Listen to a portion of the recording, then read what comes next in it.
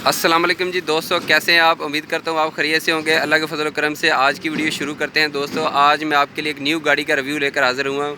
ये हार्वेस्टर है, new highland company की, और 8080 इस गाड़ी का मॉडल नंबर है जी।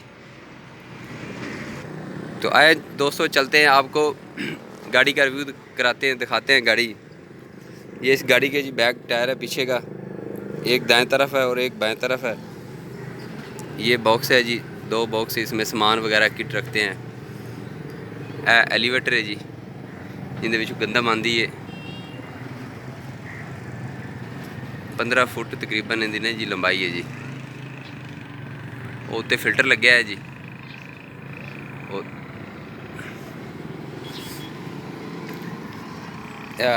अगली साइड का वड्डा टायर है जी गड्डी का। सीढ़ियाँ ने उपर चढ़न वास्ते ड्राइवर दियाँ। उत्ते केबन बनया है ड्राइवर के बैठन वास्ते जी। तो यह फ्रंट ते जिहड़ा ना जी इंदा कटर लगता जी इत्थे फ्रंट दे। हुण कटर इस वक्त ला के पिछे रखा है।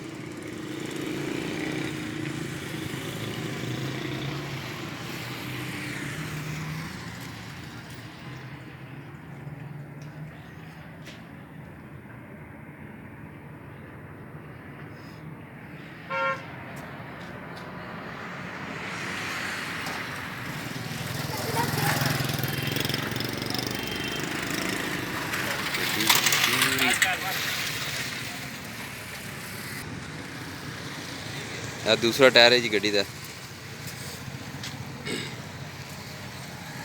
जी शाख वगैरह सिस्टम कोई नहीं आंदा जी। गैस वाला सिलेंडर लग्या है काफ़ी बड़ा सारा, हारन लगे ने। ये गड्डियाँ जी पाकिस्तान नहीं बनदियाँ, ये बाहर को आंदियां ने। पाकिस्तान सैकंड हैंड तकरीबन 50-60 लाख की गड्डी तुहानूं फाइनल मिल जाती है। इहदे वायरिंग है जी, पैप लगे ने, सारी वायरिंग है इस गड्डी की। दोस्तों अगर तुहानूं साडी ये वीडियो अच्छी लगे तो लाइक भी करो, शेयर भी।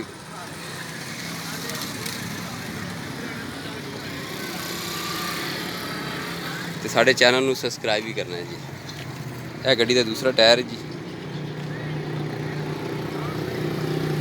पावर स्टेयरिंग है दोस्तों इनका। इत्थों तूड़ी निकलती है दोस्तों।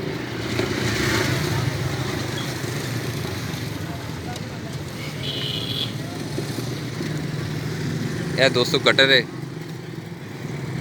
हार्वेस्टर मशीन का, जिहड़ा अगली साइड ते लगता है। ये हुण ला के पिछे रखा है।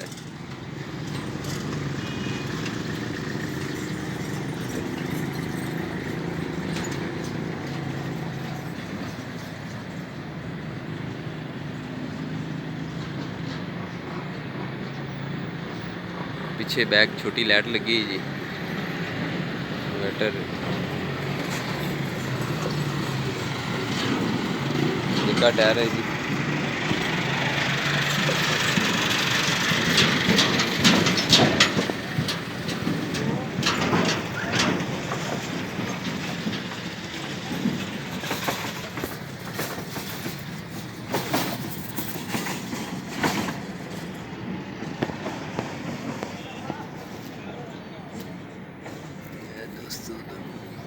इत्थों दोस्तों तूड़ी निकल के आती है जी।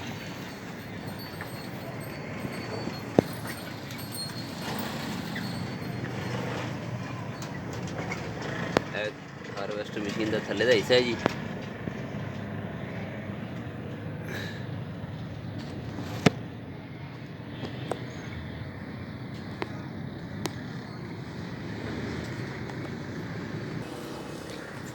यह दोस्तों छोटा टायर है तो नज़र आ रहा है पिछला। ये 50,000 रुपये की कीमत है जी इस टायर की नवे की। तो जो अगला टायर है 1,80,000 रुपये का एक टायर मिलता है जी।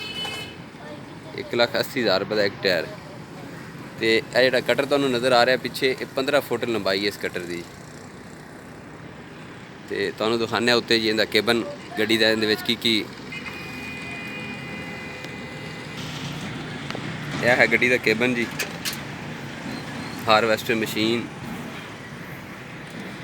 इहदे विच दोस्तों गंदम स्टोर होंदी है। तुहानूं जेहड़ा केबन नज़र आ रहा है स्टोर वास्ते गंदम। उत्ते एलीवेटर है जी।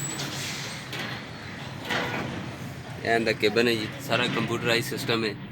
ਆ ਟੇਪ ਵੀ ਲੱਗੀ, ਆ ਮੀਟਰ ਨੇ, ਕਾਫੀ ਸਾਰੇ ਮੀਟਰ ਲੱਗੇ ਹੋਏ ਨੇ। ਆ ਸੀਟ ਹੈ ਜੀ ਡਰਾਈਵਰ ਦੀ ਬੈਠਣ ਵਾਸਤੇ। ਆ ਗੇਅਰ ਲੱਗੇ ਨੇ ਜੀ।